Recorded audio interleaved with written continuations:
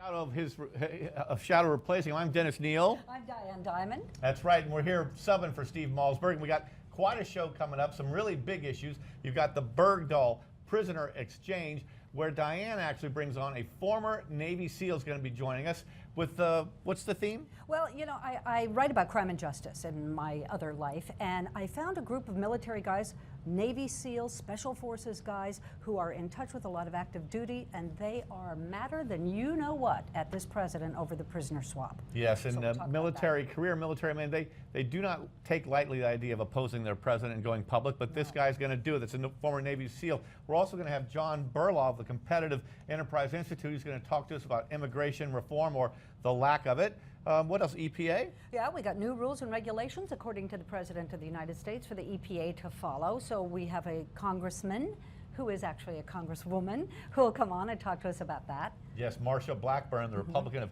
Tennessee, to talk about that. She's a pistol, isn't she? Yeah, she really is. Yeah, I like her. I look forward to that one. And more on the VA scandal and what does it show.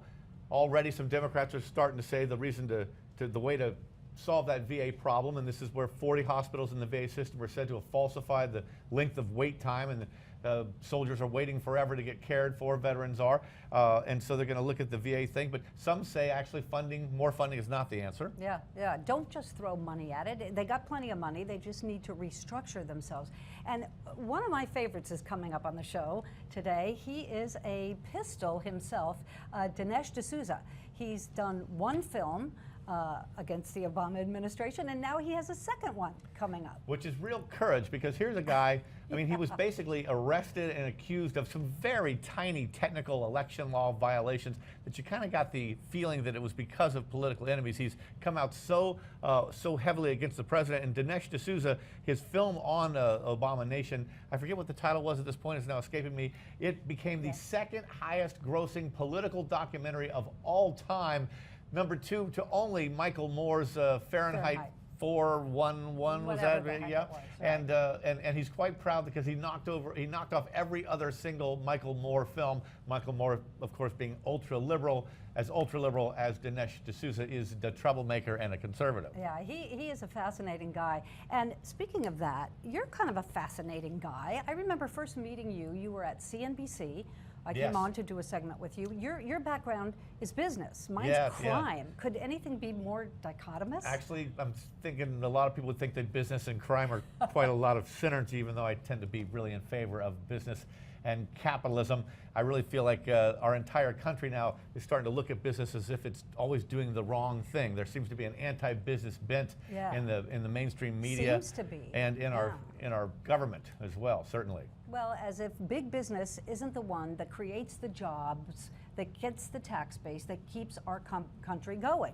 I just have never understood why big business has been such a target. Yeah, I really believe they're kind of hindering our economic recovery. They're stopping us from being able to rebound. We are in the worst recovery from a downturn in 70 years, and yet experts were thinking it should be the best because that downturn was so terribly low. But government policies are getting in the way, and as well as just kind of reverberations of fear. So we've got to. We're going to talk about, maybe we'll get a chance to talk about that with the bow-tied Peter Morisi, economist and rabble-rouser himself. You know, when I was a young reporter in Washington, D.C., every month I went early in the morning to go to the Commerce Department to get the unemployment figures. And I was a radio reporter then, and I would run to the phone and I would give them the report, the latest figures. And I realize now, Dennis, you can't just look at the unemployment figures and say, oh, wow, 6.3%, that's pretty good. There's so many more factors, you know, people who've given up looking, the salaries that people are making now, the underemployment of the employed. Well, the biggest thing kind of screwing up all the numbers is that the participation rate, the number of Americans who are able to work and willing to work, has gone to a 40-year low, and when the participation rate is lower, that makes the unemployment rate lower. So the improvement we've had in a lower unemployment rate is simply because fewer people are looking, and that is a bad sign when you have so many able. We're at 62.8%, I think, is the figure, and what that means is there's almost 40% of Americans who are of the right age and they are able-bodied, and yet they are not working. So maybe we'll ask Peter Morisi about that. That is really stunning, isn't it? Almost 40% of Americans who want to work have thrown up their hands and said, I Right. can't find a job. And now we've got a guest we're going to go to. Peter Berlau is with the Competitive Enterprise Institute. He's a fellow, and we're going to talk about immigration reform. Thanks for being with us. Thanks. It's actually John Berlau, but thanks for having me, Dennis. My apologies. I'm working without prompter here, guys. You know, I only know what I read. All right, so John, tell us your thesis. My thesis is, well, the Nogales incident is a tragedy, and but things like this, the illegal, the problems we have with illegal and border security is exacerbated by a lack of a rational policy for legal immigration. We should have a guest worker program where instead of kids coming over by themselves, their parents can come over and work in the fields as our farmers say they need them, and then go back, bring the money to their family. We also need to attract the highest skilled immigrants from other countries. It's a tragedy when we send back, the best and the brightest from other countries, from our great universities, and send them back. And yes, we should staple a green card to their diploma, because it's, after all, it's immigrants who have founded great companies like Intel and Google. Sergey Brin and his parents fled the Soviet Union as Jews that were persecuted there. So that's the thing. We need to go back to the vision of Ronald Reagan and Newsmax founder Chris Ruddy, and have a rational immigration policy where they have a tight border, but have a fence that swings open for the right kind of immigrants. Hey, John, No pandering. let me ask you that here. Yeah, you notice that he got the boss's name in there. That's pretty smart, John.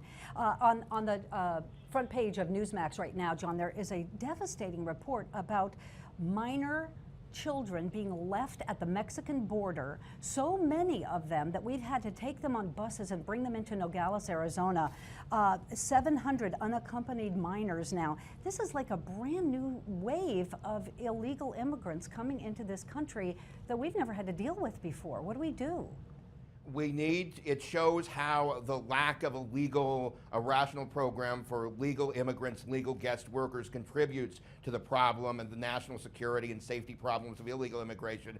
But probably there are a lot of factors at play here, but if those kids' parents could come here as legal guest workers, of course, be checked out that they don't have any terrorist affiliations or anything like that, then they could bring the money home, and then you probably wouldn't see this line of kids here if their parents could come here legally and then go back. Not necessarily become citizens. It should be a long process, learning English, everything else, but be able to do the work that our farmers say that they need, and help our farmers at the same time. Now, of course, our immigration policy, it seems to me, has been broken, not just in the Obama era. It's been broken for decades. I can remember the big debate. I covered Haitian immigrants washing ashore in Fort Lauderdale, and there was the Mariel boat lift years before that, and we used to debate between political refugees versus economic refugees. We didn't like the fact that only an economic refugee would come here. How much of what a mess we have in immigration, though, John, is because we're still so afraid more than a decade after 9/11? I think it's a big part of it, but I think it's contributing to the lack of a secure border, because if you don't, it's true, not everyone will register as an alien, as a worker if you have that, but for the ones who do, we could sort of take our eyes off them and concentrate on the ones who are crossing in illegally and are here to cause trouble. Is the biggest reason there's a big party divide between Democrats and Republicans over immigration simply that Republicans don't want more people from foreign lands and people of color are going to come here, and naturally, once they become naturalized, will want to vote for Democrats? Is this just a partisan fight? Well, I don't know that there is as big a divide. You have candidates like Greg Abbott, who's running for the Texas Attorney General, who's running for Texas Governor, who has an innovative visa idea called the Texas Solution. Ben Sasse, who was considered the Tea Party candidate in Nebraska, who just won the primary for Senate, who refused to sign an anti-immigrant group's pledge to not only get rid of amnesty, but to ban legal immigration. So I think we're seeing some of the rising stars in the Republican Party embrace it. Of course, not going, while at the same time protecting national security. So I think, we can. They're going to come up with a rational solution as well as others, just businesses, entrepreneurs on Main Street. Well, listen, I am from Albuquerque, New Mexico originally. I've lived in Arizona and California, and I can tell you people there cannot stand the fact that it has been decades, Republican administrations, Democratic administrations, that the border is so damn porous. Nobody seems to be able, remember, John, we were going to build a fence to keep people in and out, and we still haven't captured the security that we should have there. My question comes back to Dennis's, the 9/11 threat. If Mexican immigrants are coming across that border, what would stop a member of Al Qaeda from coming across that border?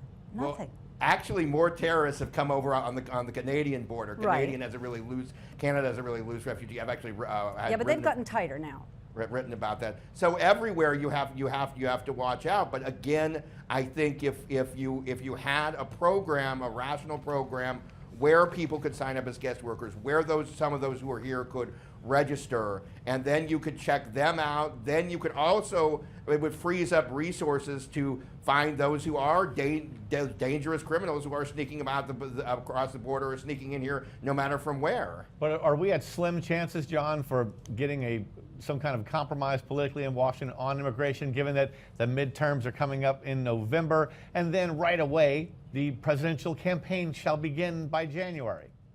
Well, it's interesting. Sometimes politics forces you. Republicans lost not just the Hispanic vote, but the Asian vote by a wider margin last time. So sometimes it actually could have an effect that could drive a sensible immortration reform. What do you see for the midterm elections? You see any major shift? Well, I'm more of a policy guy rather than a political prognosticator. But I do think, Ben, I do think where you see some of these candidates on the Republican side who are considered front runners, who have Tea Party backing, who are and who have taken I think rational immigration stances, like having a visa program, allowing more legal immigrants in. That it's a hopeful sign. Are the Republicans still? Don't they have this thing where, gosh, all you 11 million illegals, raise your hand, agree to leave the country, reapply, and then we'll let you back in legally. Are the Republicans still saying that the people who have been here 10, 20 years have to leave first before they can be allowed back in? I think there's room. I certainly. I'm with a nonpartisan organization. I certainly can't speak for Republicans, but I think there are ways to have legal, rational ways to allow for the right kind of legal immigrants. Yeah, except now we're leaving it all up to the states individually and then challenging what the states do. It makes no sense. You handed me your card when you came in here, John, and you're in finance and access to capital. So let me ask you about the unemployment figures. They look really encouraging. Is our economy actually getting stronger, better? We still have red tape that is holding America back, and from the EPA, as you were mentioning, to the SEC, to making it so hard to be a public company. My colleague Wayne Cruz has written 10,000 Commandments, the pages in the Federal Register. So we have regulations smothering entrepreneurs, preventing them from creating jobs, from Obamacare to Dodd-Frank. So unfortunately, no. And as you know, we had negative growth in the first quarter, unfortunately. Yeah, it seems like we keep lamenting the wealth gap, and we're so upset about that, and yet our government keeps doing things that get in the way of capitalism and business growth that could help address that wealth gap. Exactly. Yes, I think we need to stop with this enmity, stop with this worship of Thomas Piketty, the latest so-called rock star economist, and figure out how everyone can grow. That wealth is not a finite thing. That like as with immigrants come here and build businesses, and rich people start businesses and make other people rich. Old Thomas Piketty, French economist and author of Capital in the 21st Century. He took 685 pages to basically say two words: capitalism bad. I'll be taking him on tomorrow at that TEDx Fulton Street speech. Thanks for being with us. We appreciate you being here, John Berlau, and we shall be right back with the Steve Malzberg Show.